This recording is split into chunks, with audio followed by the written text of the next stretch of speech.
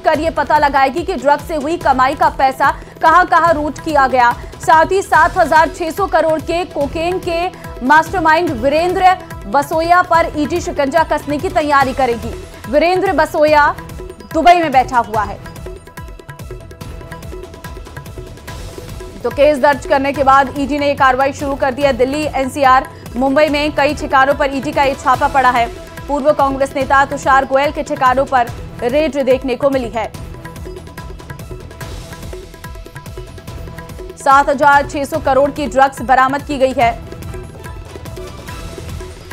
दिल्ली में ड्रग्स का जो कार्टेल चलाया जा रहा था, उसका कंट्रोल कार्टेल के सरगना विदेश में बैठकर कर रहे थे। पूरी फिल्मी स्टाइल में ये पूरा खेल चल रहा था। होता यह था कि नोट के 2 टुकड़े किए जाते थे और नोट पर लिखा नंबर 2 हिस्सों में बांट दिया जाता था और ड्रग्स की डिलीवरी के लिए नोट के दूसरे हिस्से का मिलान करके ही कार्टेल के लोग ड्रग्स डिलीवर करते थे। पूरे सीक्रेट तरीके से ये सब कुछ होता था। कुछ कोड वर्ड में छिपा होता था ड्रग्स की क्वालिटी और लोकेशन, क्वांटिटी और लोकेशन। यानी आम आदमी इसे समझ नहीं सकता था कि ड्रग्स कहां जाने वाला है।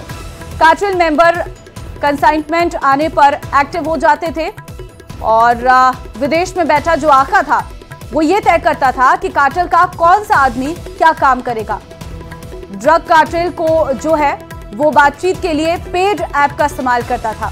कार्टेल के अधिकतर सदस्य एक दूसरे से अनजान थे। तो आप समझ सकते हैं कि किस तरीके से ये ड्रग्स की डिलीवरी होती थी। पिक्चर्स में जो दिखाया जाता है, मूवीज में जो दिखाया जाता है, पूरे फिल्मी स्टाइल में ड्रग्स डिलीवरी होती थी। तो आप सोचिए इसके लिए कितना बड़ा रोड मैप तैयार किया जाता होगा और कितने लोग इसके साथ जुड़े होंगे और ये कितने जीवनों को अभी तक नष्ट कर चुका होगा। तो आप समझिए ड्रग्स की डिलीवरी का ये पूरा खेल है जिसका पर्दाफाश किया जा रहा है और ईडी के छापे पड़ रहे हैं।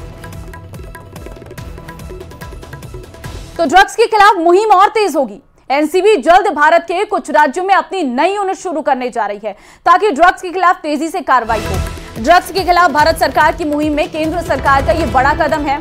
एनसीबी 10 राज्यों में नई फील्ड ऑफिस खोलेगी। बरेली, फिरोजपुर, मंडी, पोर्ट ब्लेयर, दीमापुर, आइजोल, श्रीगंगानगर, मदुरै, मंगलुरु और नागपुर ये वो जगह है जहां ड्रग्स के मामलों को लेकर एजेंसियां चिंतित थी।